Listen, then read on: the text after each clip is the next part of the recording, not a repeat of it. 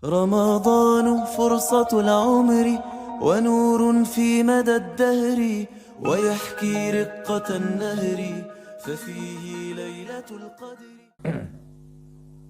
Wa an Aisyah radhiyallahu anha anna Nabiyya sallallahu alaihi wasallam iktahala.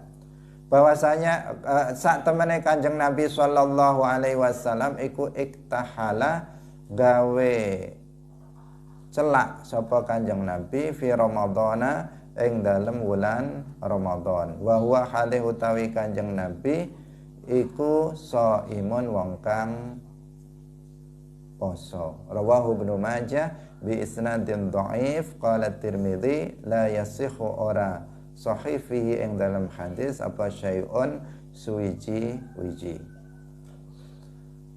Memakai celak tidak membatalkan puasa. Memakai celak kan dia kaitannya adalah dengan mata. Maka berdasarkan ini ada khilaf di antara para ulama tentang masalah apakah mata ini tergolong sebagai manfaat maftuh atau tidak. Kita telah pelajari dalam kitab-kitab fikih bahwa yang membatalkan puasa itu adalah memasukkan benda meskipun kecil, memasukkan benda meskipun kecil ke dalam rongga badan. Apakah ke rongga kepala, rongga dada, atau rongga perut, melalui manfaat maftuh, melalui jalan yang terbuka, anggota badan manusia yang terbuka.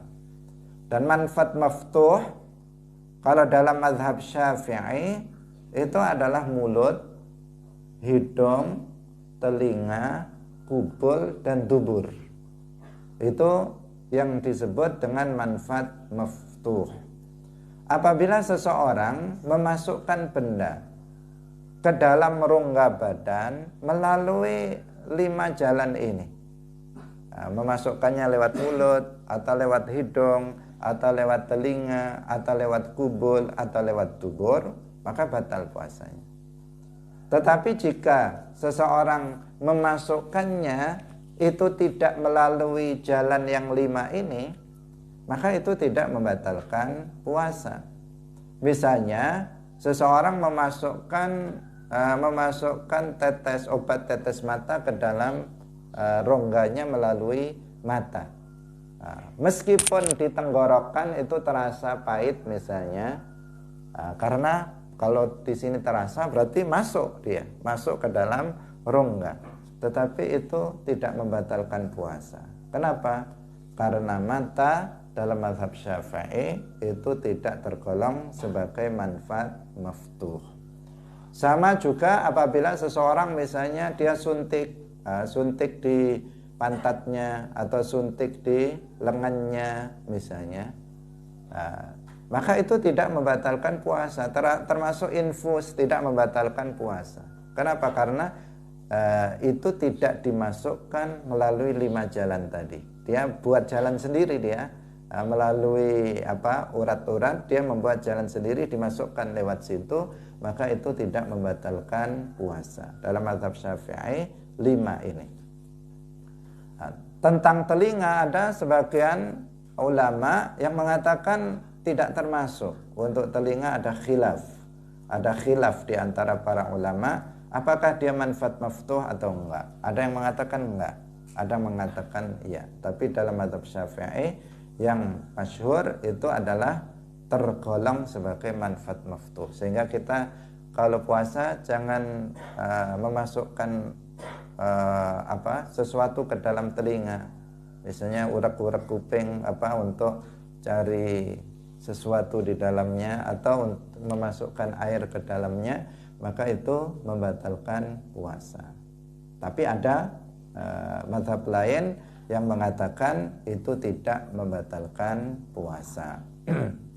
Kemudian tentang mata, karena kita membahas tentang celak di sini, tentang mata juga ada perbedaan pendapat di kalangan para ulama. Kalau dalam mazhab Syafi'i tadi sudah kita jelaskan dia bukan manfaat maftuh. Sehingga kalau kita memasukkan benda ke dalam mata tidak membatalkan puasa.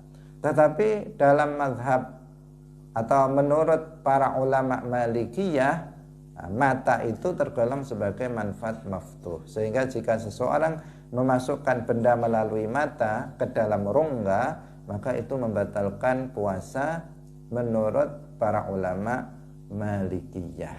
Nah, jadi ada khilaf. Yang khilaf, ada khilaf apa? Mata dan telinga. Telinga mazhab Syafi'i mengatakan apa? Manfaat maftuh. Kemudian mazhab Hanafi mengatakan bukan. Mata, yang kedua mata. Mazhab Syafi'i mengatakan bukan manfaat maftuh, sedangkan Maliki mengatakan itu manfaat maftuh. Sedangkan mulut, hidung, kemudian kubul dan dubur, semuanya mengatakan itu manfaat maftuh.